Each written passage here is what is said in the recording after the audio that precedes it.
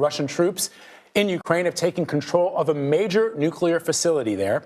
The attack on the power plant sparked a fire overnight, but the flames are now out. And Charlie D'Agata is following the story for us from Kyiv.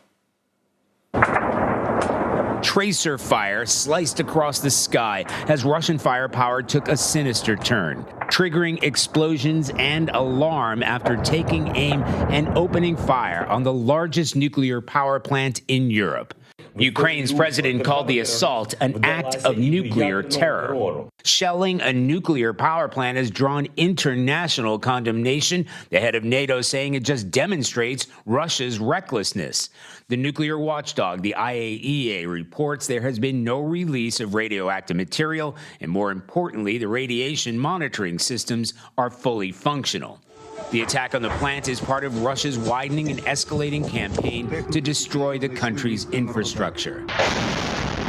But by the day, civilians are paying a heavy toll. Harrowing screams echo in the aftermath of a Russian bombardment on a residential neighborhood in the northern city of Chernihiv. President Putin says his military is trying to avoid civilian targets, but miles of sheer destruction of apartment buildings, homes, schools across multiple cities, and a death toll climbing into the thousands tell a different story. Who say that Putin is not a war criminal? Who say that Russia is not bombarding Ukrainian cities? Russian tanks rolled through the port city of Kherson, now fully under Russian control. In the other strategic port city of Mariupol, heavy fighting has knocked out electricity and water supplies. Residents say the city is surrounded and Russian troops are closing in fast.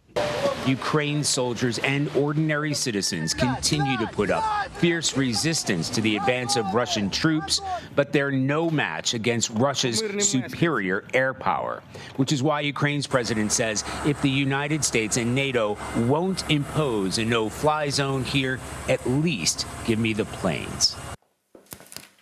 All right, so Charlie is joining us now. Charlie, let's start with this nuclear power plant. What's the status of it right now? And can you take us through what's been happening there?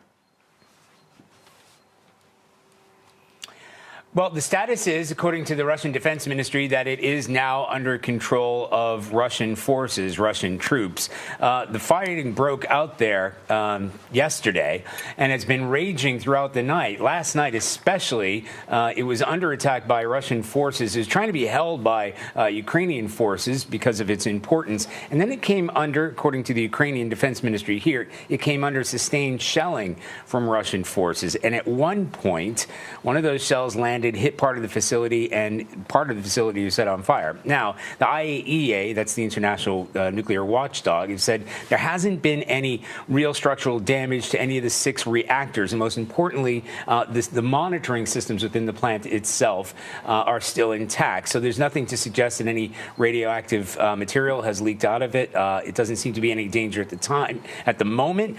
If you want to call it good news, it's the fact that they're not fighting over it anymore. But of course, it is an important infrastructure target, which is now under control of the Russian military. So it's certainly a blow to the people of Ukraine. They are in control of it. As we understand it, the Ukrainians aren't going to make a push for it because of the fact that it's a sensitive nuclear facility. But the Russians have that key critical component to Ukraine's infrastructure, supplying something like a fifth of the power to this country. And so, Charlie, just our viewers did see video from your crew yesterday where you saw flashes from explosions during your report. What are you seeing? What did you see overnight? I note yesterday evening when you were filing for CBS News that it was dark behind you. In days past, I've seen some artificial light behind you at your location where you are. And yesterday it was pitch dark. Yeah, Vlad, you might even be able to hear the air raid sirens going on. It's very faint because they are distributed at different parts of the city. One of them is very close to us, where we're located. This one's a little bit further down. But all throughout the day, there's been a tremendous amount of explosions in and around the city. Some very loud, some very close, most of them off in the distance. We have to point out that a lot of these are outgoing explosions, so outgoing artillery. So it sounds loud, but those are on the way out, not coming in. In terms of the blackout, yeah, you saw it yesterday. We're going to have it again tonight. The city has imposed or requested, ordered a blackout for here and throughout most of the city, includes some of the city streets, obviously to defend against a Russian attack or Russian invasion. Now, what happened the other night, there was that huge orange glow behind us, and we had just finished up filing for the evening news, and there were these very sort of distinct explosions, like nothing I had heard before. And as we went out onto the balcony, the entire sky lit up. It was very foggy, so it was doing something to the sky in terms of reflecting some of the explosions. And there had been explosions throughout the night. Now, we figured that the impact of whatever that was, because it was close here and we figured it landed somewhere in the city, we were expecting it would have done some damage. What we learned later from city officials, they said what happened was one or two missiles had come in from Russia and they were intercepted. So they were shot down mid-air. That was the reason for the explosions that we heard, and then that bright orange that we saw. So it was more of a fireworks display as anything.